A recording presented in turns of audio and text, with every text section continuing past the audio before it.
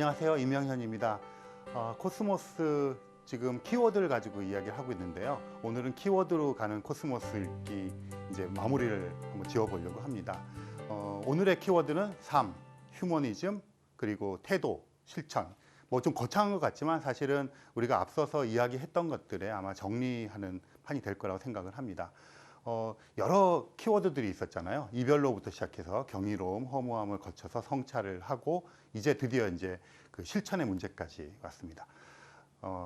이분 기억하실 겁니다. 지금 사진에 나가고 계신 분인데요. 그 칼 세이건의 뭐 파트너이자 뭐 아내이자 저는 오히려 칼 세이건의 기획자라고 부르고 싶어요. 사실은 그런 앤 드류안이라고 하는 분인데요. 1980년 코스모스 책 보신 분들도 계실 테고요. 지금이라도 한번 이게 책을 넘겨보시면 그 헌사라 그러죠. 책을 넘겼을 때 이제 누구누구에게 이제 바친다.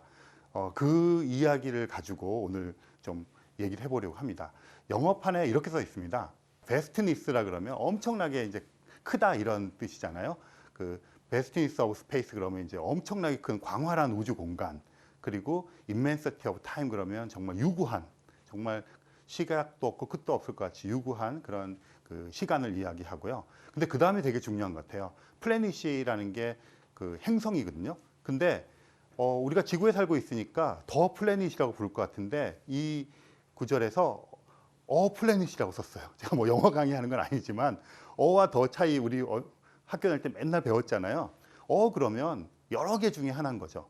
근데 우리는 지구에서 살고 있는 생명체로서 뭐라 그럴까요?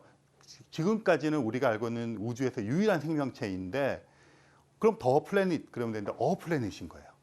정말 외계인이 살지도 모르는 이 수많은 우주 속의 어떤 행성들 중에서 그것도 저 행성이 아니라 바로 이 행성에 이런 뜻이 담긴 것 같아요. 그 다음에 에폭이라는 것이 지금 순간이잖아요. 어떤 그 기점. 근데 그것도 언에폭이에요. 그래서 저는 여기서 어하고 언이 굉장히 중요한 의미를 갖는다 생각하는데 19세기도 아니고 뭐 저분들이 만날 때 20세기니까 21세기도 아니고 20세기에 그러니까 말하자면 이렇게 광활하고 이렇게 정말 긴 우주의 시간 속에서 너와 내가 N과 이제 칼이겠죠. 칼이 지금 이 순간 그것도 달도 아니고 화성도 아니고 저 안드로메다에 있는 어떤 행성도 아니고 이 지구에서 이렇게 만났다는 것 그리고 당신과 함께 이 순간을 즐긴다는 것이 너무나 큰 기쁨이다 이런 거죠. 그러니까 그 얘기만 들어도 사실은 뭐라 그럴까요? 이 이상의 찬사가 없을 것 같아요. 그리고 뭐 이제 영어로 이렇게 얘기했으니까 우리말로 한번 보기로 하죠. 앤 드류안을 위하여 공간의 광막함과 시간의 영겁에서 행성 하나와 찰나의 순간을 앤과 공유할 수 있었음은 나에게는 하나의 기쁨이었다. 어떤 느낌이 오시나요? 막 저는 저 구절 읽을 때 처음에 막 셰익스피어 거기서 이렇게 배우가 낭독하는 거. 제 낭독이 못 따라가서 그게 아쉽지. 그런 느낌을 받았거든요. 그 번역에도 문체가 있죠. 그래서 홍승수 교수님의 번역체는 뭐라 할까요? 굉장히 서사적이고 또 이제 아무래도 그 세대가 앞서신 분이니까 그 세대에 쓰는 그런 용어들을 쓴 것 같아요. 그런데 그 굉장히 멋지죠. 지금 분위기도 그렇고 서사적이고 멋있는데 저는 사실은 예전에 그 서광훈 선생님 번역판 그리고 조경태 박사님 감수판에 나오는 헌사를 사실은 더 좋아합니다. 한번 보시죠. 앤 드루원에게 광대한 우주 그리고 무한한 시간 이 속에서 같은 행성 같은 시대를 앤과 함께 살아가는 것을 기뻐하면서 이게 더 현대적이고 젊은 감각인 것 같아요. 그러니까 훨씬 부드럽죠. 그 실제로 그 예전에 번역된 책들을 혹시라도 그런 거에 관심이 있으시면 읽어보시면 문체가 조금씩 달라요. 그러니까 제가 번역했으면 어땠을까도 상상을 해보는데 확실히 그 문체라는 것은 그 자신이 쓰고 있는 그 언어의 영향을 받을 수밖에 없잖아요. 그래서 그런 문체가 살아남는 것 같아요. 그러니까 그런 게 또 어떻게 생각하면 번역의 어려움일 수도 있다고 생각이 됩니다. 지금 이 앤 드루원에게 아까 제가 말씀드린 것처럼 이렇게 광활한 우주에서 무한한 시간 속에서 우리는 요 짧고 아주 좁은 이곳에서 같이 만나서 살아가는 게 기쁘다 이런 거잖아요. 이번 그 키워드가 삶과 휴머니즘이었잖아요. 이 속에 사실은 다 담겨 있다고 생각해요. 이 헌사 속에 그 뭐라 그럴까요? 그가 하고 싶었던 말, 그러니까 이게 앤드류언에게 바치는 헌사지만 사실은 모든 사람에게, 코스모스의 모든 독자에게 또는 모든 동료들에게, 동시대를 살아가는 이제 모든 지구인들에게 던지는 헌사라고 생각을 합니다. 그래서 굉장히 따뜻함 같은 게 느껴지잖아요. 저런 따뜻함의 기조가 사실은 코스모스 책 전체의 흐릅니다. 그래서 아마 제가 짧게 언급하고 넘어갔을 텐데 어떻게 생각해 보면, 돌이켜 생각해 보세요. 그동안 우리가 같이 이야기했던 내용들을 생각해 보면 무지막지하게 무서운 이야기예요. 그냥 네 자신의 그 유한함을 알아라 하고 마치 명령하듯이 할 수도 있는 것인데, 칼 세이건의 화법은 늘 그렇게 이야기를 하지 않고 계속해서 그렇다는 것을 이야기하지만 강요하진 않아요. 그 앤드류안이 한 얘기 중에 칼 이펙트라는 얘기가 있어요. 자기가 칼 세이건을 만나서 이제 어떻게 변했는가 할 때 그 앤드류안 얘기 잠깐 하면서 그런 얘기 했을 거예요. 앤드류안이 이제 대학생 시절에 대학교를 미처 마치지 못하고 방황하고 있을 때 빠져 있던 것들이 그 음모론, 그 이제 특히 고대 문명 도시의 그런 음모론에 빠져 있었는데, 그 칼 세이건을 이제 만나서 같이 작업을 하고 이러다 보니까 칼 세이건이 보기에 얼마나 답답했겠어요. 그런데 칼 세이건은 가리키려 들지 않고 야단치려고 들지 않고 무시하지 않고 끊임없이 사실 팩트를 제시를 한 거죠. 그래서 어느 순간에 알아차리게 되고, 그 팩트를 제시할 때도 무시하는 게 아니었겠죠. 그러니까 두 사람이 이제 나중에 좋은 동료가 되었겠죠. 그래서 뭐 굉장히 진부한 비교이지만, 뭐 예전에 이렇게 막 비바람과 폭풍우를 막 때려가지고 옷을 벗게 하는 것이 아니라 따뜻하게 해서 옷을 벗긴다고 하는 되게 진부한 예전 표현이 있지만 그런 것 같아요. 칼 세이건이 얘기하는 것들은 보면 사실 하나하나를 그냥 무미건조하게 보고 있으면 무서워요. 어떤 때는. 그리고 굉장한 걸 요구하고 우리에게 압박감이 올 수 있는데, 그걸 표현하는 방식, 접근하는 방식, 던져주는 방식이 굉장히 따뜻했던 거죠. 그래서 그런 게 저는 삶과 휴머니즘이 이 책에 녹아있기 때문에 사람들이 그 무시무시하고, 사실은 어떻게 모든 사람들이 그런 걸 성찰하고 그렇게 살아가겠습니까? 그리고 그 유한함을 인정하고 쿨하게 인정하고 그것을 바탕 삼아 새로운 가치를 만든다는 게, 이게 뭐 그냥 할 수 있는 일은 절대 아니잖아요. 그럼에도 불구하고 이 책을 읽으면서 이런 이야기를 들으면서 나도 그렇게 할 수 있을 것 같다는 뭐 착각 아니면 그런 희망, 이런 것들을 갖게 해주는 게 이 휴머니즘인 것 같아요. 따뜻한. 그래서 그리고 그걸 좀 생각해 보니까 왜 그런 게 가능할까? 칼 세이건 자신도 죽었잖아요. 결국은 허망하게 영원히 살 것 같고 그렇게 당차고 그러던 사람이, 그러니까 그 연민인 것 같아요.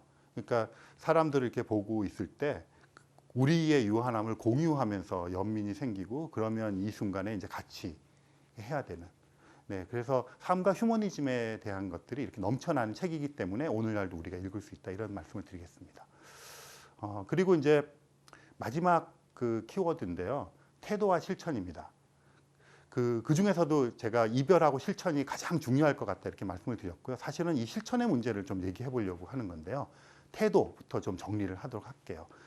그 이제 쭉 일련의 과정을 통해서 우리가 같이 얘기했던 것들이 예전에 찬란했던 문화유산을 이제 인정하고 존중하고, 그렇지만 우리가 알게 된 과학적인 사실로부터 과학적인 진실을 이제 깨닫게 되었으니까, 그 깨달은 과정을 이제 성찰하는 과정이라고 얘기할 수도 있겠죠. 그런 성찰을 통해서 우리가 우주 속에서 할 바, 해야 될 바, 마땅히 해야 할 지향점을 이제 찾아 나가는 거죠. 그게 커다란 성찰이라면 이제 또 개인의 성찰 같은 것도 있죠.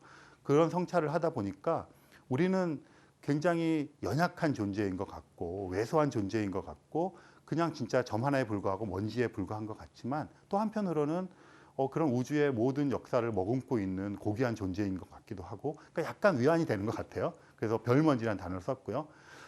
그래서 그렇다면 그런 태도를 가지고 이제 세상을 이제 바라보고 어떤 실천을 할까? 그러면 우리 주변이 더 소중해지고 내 자신을 사랑해야 되고, 이런 이제 생각을 하게 되는 거죠. 그런데 지금까지 말씀드린 이 정도까지 태도를 가지고 있는 사람들은 참 많이 있을 것 같아요. 저도 운이 좋아서 제 주변에 지금 말씀드린 이런 태도를 견지하고 그런 태도로 살아가고 사람을 대하는 사람들이 꽤 있어요. 그러니까 정말 행복한 것이죠. 그런데 저 자신도 그렇고 돌이켜보면 그런 태도를 갖는다는 것, 그런 성찰에 도달했다는 것하고 그것을 실천해서 자기 삶과 일치시키는 작업은 굉장히 다른 것 같아요. 그래서 실천을 한다는 것은 작건 크건 이게 쉬운 일은 아닌 것 같아요. 마음만 있고 실천 못하는 게 태반이잖아요. 그러니까 사실은 마음만 먹어도 그게 어디입니까 사실. 그래서 그런데 이 실천이란 문제가 있고요. 이 코스모스 책을 보면 끊임없이 칼 세이건은 실천의 문제를 이야기를 합니다. 뭐 예를 들어서 이런 거죠. 뭐 이야기를 해요. 그리고 그 어떤 신화나 전설이나 그런 것들로부터 얘기를 하다가 이제 이게 우주 공간으로 날아가서 우주의 어떤 천체에 대한 이야기를 막 하고 다시 돌아옵니다. 돌아오면 우리가 큰 여행을 한번 한 거잖아요. 그리고 그런 여행을 한 과정에서 깨달음도 나름 생기고 뭐 지식도 좀 생기고 그래서 약간 뭐 좀 올바른 태도 같은 게 생긴 것 같아요. 그랬을 때 칼 세이건은 거기서 꼭 한 가지씩을 더 제시를 합니다. 지구로 다시 돌아오고 사람의 문제로 와서 뭐 이런 거죠. 예를 들어서 핵전쟁이 위협이 되게 강했던 시절이니까 1980년대는 거기에서 핵무기를 서로 만드는 경쟁을 하는 그런 것들이 나오고 미국 국방부의 예산에 대한 이야기를 막 합니다. 돈 액수를 막 적시하면서 뭐 그렇게 얘기하고는 그러면 이거를 어떻게 할 것인가 우리가 그것을 국방 예산의 얼마를 잘라서 서로 감축을 하고 이것을 우주 개발에 쓰면 이 정도 되겠다. 이렇게 굉장히 구체적으로 대차 대조표를 내놓습니다. 실천하라고 촉구하는 거죠. 그리고 그 자신도 그런 식의 실천을 하도록 사람들에게 이야기를 하고 동참을 하는 이런 것들이 태도와 실천의 문제로 같이 들어가고요. 굉장히 유명한 에피소드가 있는데요. 칼 세이건은 이제 그 할아버지가 우크라이나에서 왔어요. 우크라이나에서 이민 온 이제 이민자의 자손인데 그래서인지 또는 뭐 코스모폴리탄적인 생각 갖고 있어서인지 그 미국과 예전에 이제 그 소련이라고 하는 그것이 이제 냉전 시대에 서로 막 이렇게 아웅다웅하고 군비 경쟁도 하고 사실은 그것 때문에 우주 경쟁을 해서 아폴로 계획 같은 게 생긴 거거든요. 그런데 끊임없이 그 소련의 과학자들과 교류하려고 노력을 해요. 그래서 그 1970년대 초반에 그 지금은 아르메니아 지역인데 그 당시엔 소련 소비에트 연방의 한 국가였죠. 그 아르메니아에 가서 뷰라칸 천문대라는 데가 있어요. 그 뷰라칸 천문대에서 그 국제적으로 유럽, 미국, 소련, 뭐 헝가리 이런 데 모든 그 나라에서 온 사람들을 모아서 외계 지적 생명체 탐색에 대한 학회를 엽니다. 그게 사상 처음 열린 외계 지적 생명체 탐색 학회고요. 거기 온 면면들을 보면 온갖 나라에서 다 모아요. 그러니까 그런 거를 굉장히 즐겨 했어요. 그리고 그런데 생각해 보시면 진짜 막 핵탄두를 서로 겨누고 있는 그런 냉전의 시대에 그 거기를 들어가기도 힘들고 근데 그걸 끝끝내 이제 뚫어서 가고요. 그 다음에 그렇게 하다 보니까 이제 스파이들이 많아요. 평전 같은 거 써놓고 자기 인터뷰한 거 보면 천문학자라고 그런 학회에도 미국 CIA나 이런 데서 스파이를 심는 거예요. 그래서 천문학자라고 왔는데 칼 세이건이 보기에 듣도 보도 못한 학교에 듣도 보도 못한 천문학과의 교수라고 하면서 와 있는데 이제 감시하러 온 거죠. 그래서 그거를 칼 세이건이 어떻게 하면 신고를 해요. CIA에다가. 막 그런 식으로 좀 되게 적극적으로 나섰던 사람이었고 이런 예도 있습니다. 그렇게 적극적으로 자신이 실천을 해서 실제로 굉장히 그 획기적인 사건이 일어날 뻔한 일이 있는데요. 화성 탐사를 하는데 사실 한 나라가 독점할 필요는 없는 거잖아요. 우주 탐사를. 그래서 칼 세이건이 끊임없이 주장을 해서 미국과 소련이 공동으로 화성 탐사를 하기로 결정을 해요. 그래서 이제 양국 정상이 만납니다. 다른 안건도 있었겠지만 만나서 사인만 하면 돼요.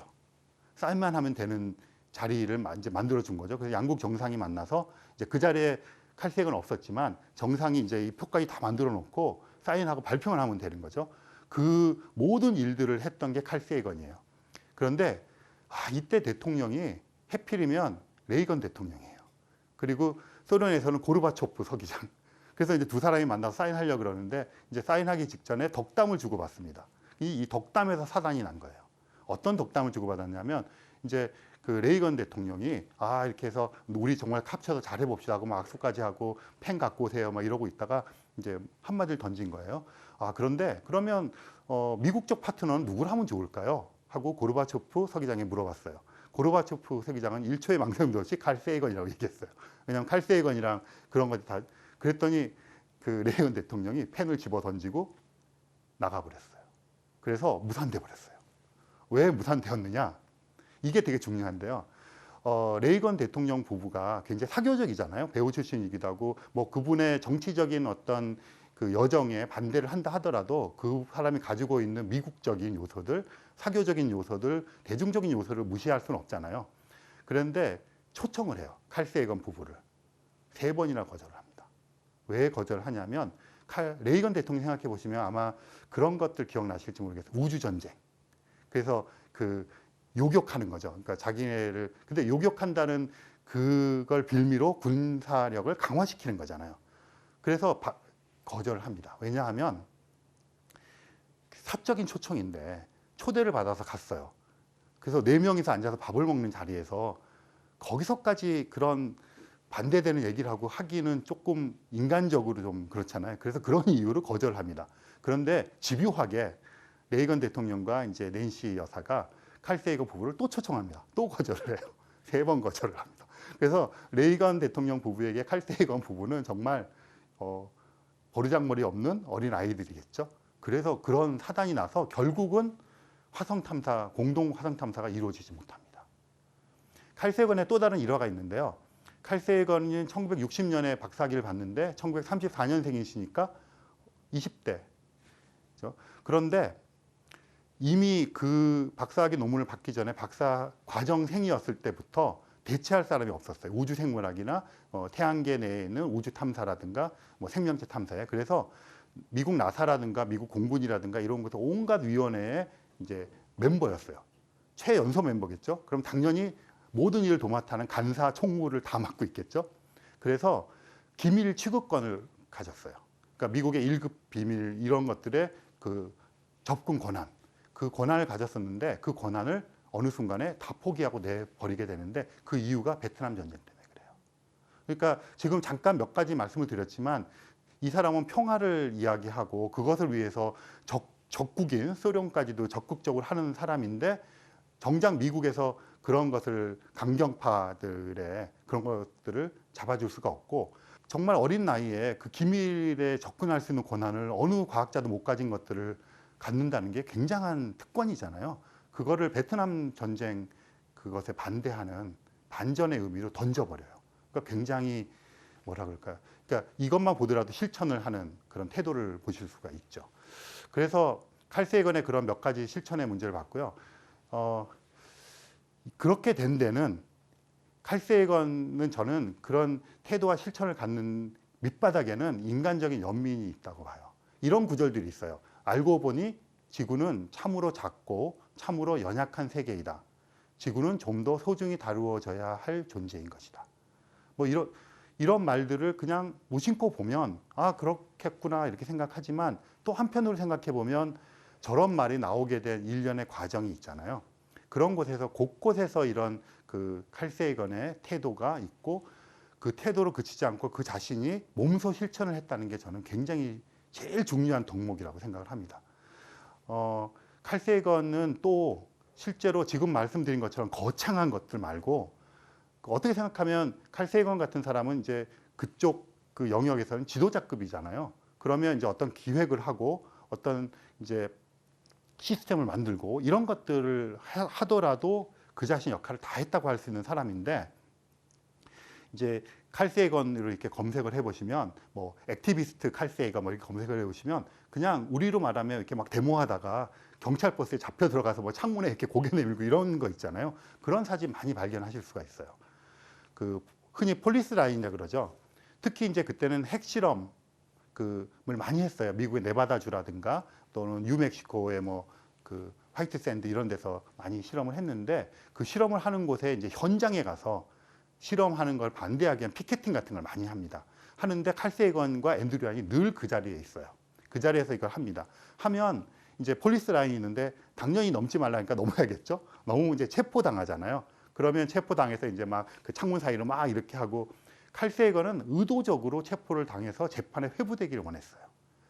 이런 세계적인 인물이 일단 재판에 넘겨졌다는 사실 자체만 가지고 전 세계적으로 그런 운동이 일어날 수도 있고 그러니까 절대 안 넘깁니다. 앤드류 얀은 몇 번 넘어갔어요. 그러니까 그런 식의 게 있죠. 근데 이게 핵실험이 그때 이제 굉장히 그 쟁점이었으니까 그랬고, 칼 세이건은 죽는 그 순간까지도 그 엘 고어라고 하는 그 이제 미국 부통령 하셨던 분이 칼 세이건한테 하버드 대학교에서 배운 학생이에요. 그리고 이제 동료가 되었죠.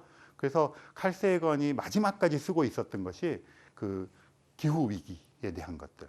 그것을 청와대란다. 그 백악관에서 백악관에서 이제 발표를 하게 돼 있었어요. 기조 발표를. 근데 미처 못하고 죽었죠. 그래서 마지막 원고를 엘 고어에게 넘깁니다. 그래서 그 엘 고어 부통령이 대신 낭독을 하고 굉장히 유명한 연설 중에 하나예요. 거기에도 보면 얼마나 그 기후 위기라는 게 절박한지 1996년의 이야기입니다. 돌아가시기 전에. 지금보다는 훨씬 더 그런 인식이 없을 때인데 나서서 그렇게 했고, 엘 고어라고 하는 사람이 정말로 그거에 자극을 받아서 이제 그 기후 위기에 대한 이야기를 하면서 창백한 푸른 전 기억나시죠? 그 영상을 딱 띄우고 강연을 합니다. 그래서 그런 면에서도 있었고요.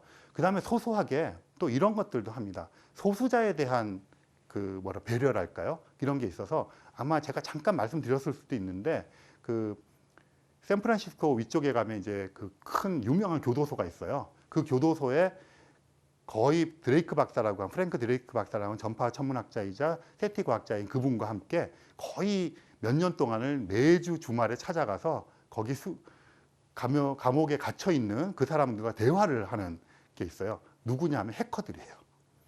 그 MIT나 미국 하버드 대학교 동부에 있는 그 대학생들 해커들이 체포가 되어서 서쪽으로 넘어와서 캘리포니아 그 감옥에 잡혀 있는 거거든요. 근데 해커라 그러면 지금은 약간 부정적인 의미도 있잖아요. 그런데 해커 운동과 해커 정신이라는 게 있는데, 기존 체제에 반대하는 뭐 베트남 전쟁에 반대했던 그런 60년대 당시에, 또는 그 프랑스 파리에서 프랑스 전역에서 있었죠. 그랬던 68 혁명의 것이라든 이런 식의 의미를 지내는 게 사실은 60년대의 해커 운동이에요. 그리고 그 선두에 섰던 것들이 사실은 미국 동부의 그 깨인 대학생들이죠. 그래서 그 사람들과 교류를 합니다.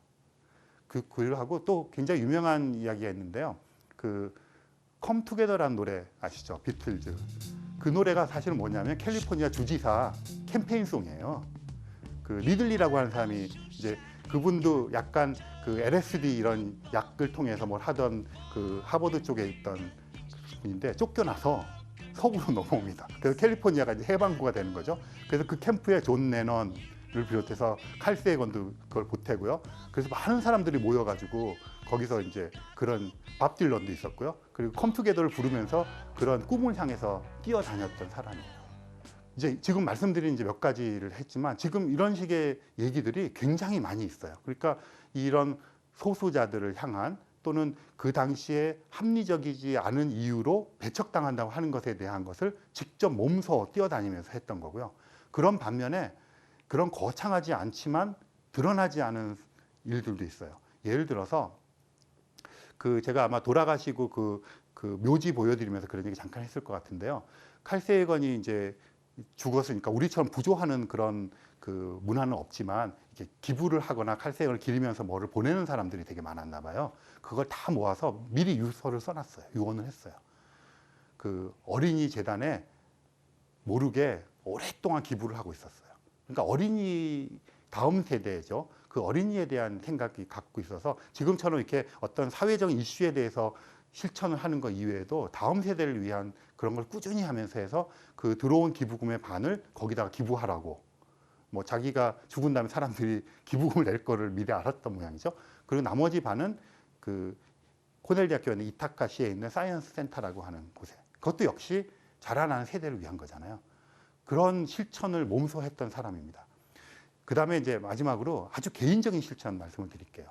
이건 이제 애니 이펙트랑 관련이 되는 건데요.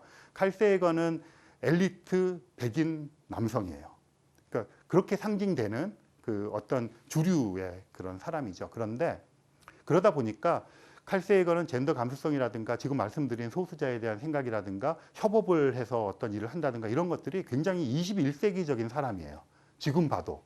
저보다도 훨씬 더 그런 것들이 감성이 뛰어난 사람이라고 생각하는데, 그럼에도 불구하고 당시에 냉전 시대에 어떤 권위와 카리스마를 갖고 있는 백인 엘리트 남성으로서 갖고 있을 수밖에 없는 오만함과 무시하거나 뭐 이런 것들이 있었을 거 아니에요. 그리고 가족의 소홀하고, 물론 아이들은 되게 좋아했어요. 그랬는데 앤드류안을 만나면서 그런 것들이 굉장히 바뀝니다. 앤드류안은 굉장히 가정적인 사람이고요. 포용력이 넓은 사람인데 평소에 뭐 그렇게 그저 하던 자기 부모한테 너무 잘하고 그 장인과 그네 타면서 앉아서 오손도손 얘기도 하고 아이들과 그렇게 또 잘 지내고, 그래서 실제로 딸이 한 명인데요. 샤샤 세이건인데 얼마 전에 책을 내셨어요. 근데 그게 이제 아빠에 대한 추억에 대한 책이에요. 그래서 그런 것들 보면, 근데 그렇게 해서 가족적인 것들, 그다음 동료를 대한 태도 같은 것들도 굉장히 이제 잘 이루어졌죠. 칼 세이건을 욕하는 그런 구절이나 뭐 에피소드도 있어요. 근데 들어보시면 약간 헉 그런, 어떤 거냐면요. 칼 세이건 부부랑 이제 어떤 부부가 만나기로 했대요. 저녁 식사를. 근데 칼 세이건이 안 나타난 거예요. 네, 이게 그 에피소드입니다. 그러니까 그러니까 그만큼 이제 그 뭐라 그럴까, 여러 가지에서 실천을 하고 자기 자신도 존중하지만 남도 존중했다는 것을 얘기해주는 그런 것이 되겠죠. 이런 것들의 이제 정리를 하는 구절들이 이제 책에 곳곳에 있는데 제가 한두 가지만 좀 읽으면서 같이 얘기해 보겠습니다. 우리는 종으로서의 인류를 사랑해야 하며 지구에게 충성해야 한다. 아니면 그 누가 우리의 지구를 대변해 줄 것인가. 이렇게 써 있거든요. 그러니까 여기서 저는 굉장히 중요한 게, 지금까지 쭉 일련의 그 키워드를 말했지만 종으로서의 인류, 그냥 내 가족, 내 동료, 우리나라, 이게 아니라 호모사피엔스라는 종으로서의 인간을 통째로 보자는 거죠. 그러니까 우리의 어떤 인식의 확장을 확 넓혀버리고요. 그러니까 종으로서의 인류가 되니까 우리는 다 같은 거죠. 그러면 이거는 뭐 다툼의 영역이 없어져 버리는 거잖아요. 그래서 이 종으로서의 인류를 자각한다는 거, 우리는 모두 사피엔스라고 하는 거, 호모사피엔스, 이게 굉장히 중요하고요. 지구에게 충성해야 한다. 지구라고 하는 연약하지만 소중한 것, 도대체 이거를 누가 대변하고 누가 아낄 것이냐. 우리는 이런 인지를 하니까 그렇지만 우리가 이걸 침팬지나 돌고래에게 맡길 수는 없잖아요. 그들이 우리처럼 인지하지는 못하고 있으니까. 그렇다면 우리 자신이 해야 되고, 충성이라는 단어를 썼어요. 지구를 아껴야 된다든가 우리의 지구를 뭐 하자는 게 아니라 지구라고 하는 토대 속에서 우리가 있고 그런 거죠. 그러니까 이게 지금 종으로서의 인류로서 우리를 묶어서 한꺼번에 나가는 걸 넘어서서 그야말로 이 지구 전체가 우리의 보금자리라고 하는 것을 이야기해 주는 것이죠. 그러니까 저런 말을 그냥 뻔지르하게 멋지게 할 수도 있잖아요. 그런데 저 말이 갖는 무게가 지난 40년이 넘는 세월 동안 우리에게 다가오는 이유는 그 자신이 실천가였고 활동가였기 때문에 그렇다고 저는 생각합니다. 네, 오늘 강연은 여기서 마치도록 하겠습니다.